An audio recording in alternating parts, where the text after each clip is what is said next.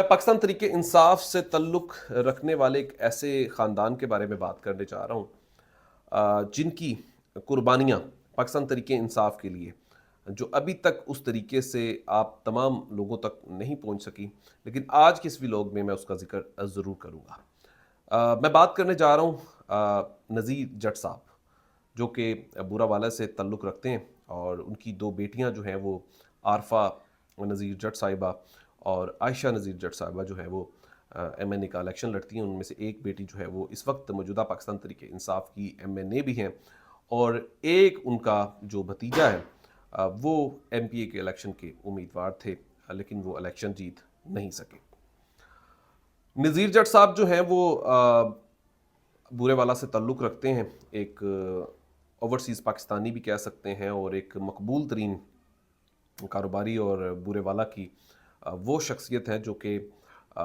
جن کا کرپشن کے حوالے سے جو اب تک جتنے بھی الزامات ان کی ذات پہ لگائے گئے ہیں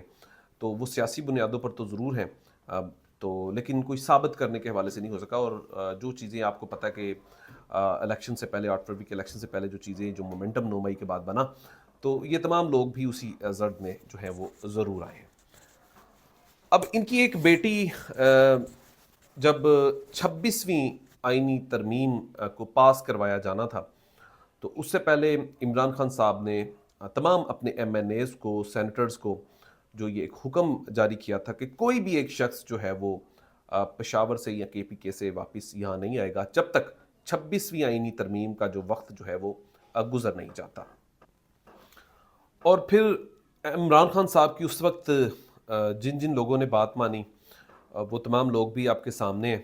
اور جن لوگوں نے اس وقت دوبارہ سے بے وفائی کی وہ لوگ بھی آپ کے سامنے ہیں، اور جن لوگوں نے بے وفائی کر کے بعد میں ان کی ضرورت انہیں نہیں پڑی اور جس طریقے سے دوبارہ انہوں نے خود کو دودھ کا کے ساتھ دھونے کی بات کی یا اپنے آپ کو بڑا پاک صاف ثابت کرنے کی بات کی، وہ لوگ بھی آپ کے سامنے ہیں۔ اس میں سے ملتان سے تعلق رکھنے والے بھی ایک شخصیت شامل ہے۔ پھر بعد میں ان کی جانب سے بھی بڑے بیان آئے، بڑی انہوں نے تردید کی کہ جو میں جو ہوں وہ بڑا نیٹ اینڈ کلین ہوں، اور میرے اوپر جو ہے وہ عمران خان صاحب کے مطابق جو حکم تھا میں تو چھپا ہوا تھا۔ تو اس وقت تک تو کچھ نہیں پتا تھا جب تک ان کو ضرورت تھی حکومت کو، اور جیسے ہی ان کی ضرورت ختم ہوگی تو وہ بھی اچانک سے باہر آ گئے۔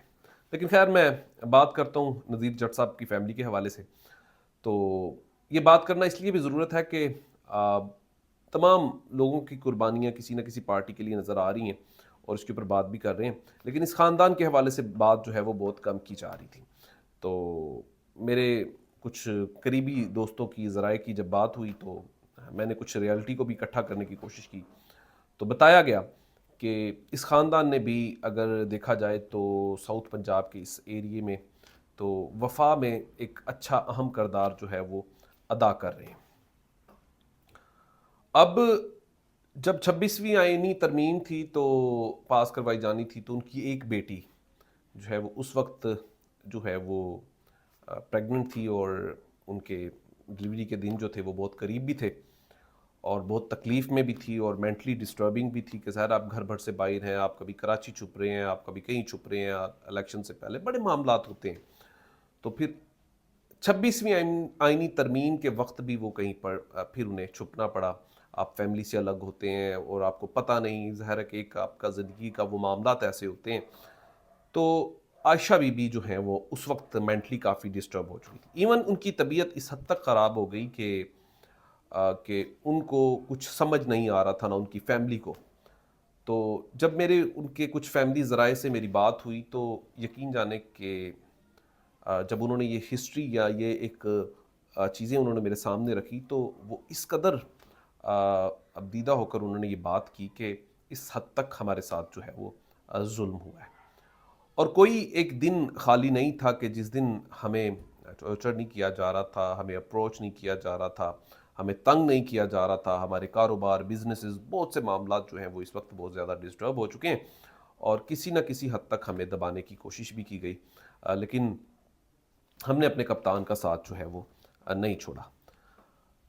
اب یہ بات میں نے کیوں کی ہے؟ اب یہ میں نے بات ان تمام لوگوں کے لیے کی ہے جو کسی نہ کسی بہانے سے یہ بات کرتے ہیں کہ ہمارے اوپر بڑا دباؤ تھا، ہمارے اوپر یہ بڑا عذاب گر پڑا تھا، ہمیں یہ ہو گیا، ہمیں وہ ہو گیا، تو اس کے بعد ہم نے یہ تمام حرکتیں جو ہے یہ معاملات جو ہے ہم نے کی ہیں۔ ایک تو بات آپ واضح طور پر میری اس ولاگ سے نا آپ یاد رکھیے گا کہ منحرف ہونے والے وہ تمام بے وفا لوگ جو ابھی بھی پارٹی میں موجود ہیں، پاکستان تحریک انصاف میں، ان کا مستقبل کالا ہو جانا ہے، جو چھوڑ کر جانے والے بھی ہیں یا جن کو عمران خان صاحب نکالنے والے بھی ہیں۔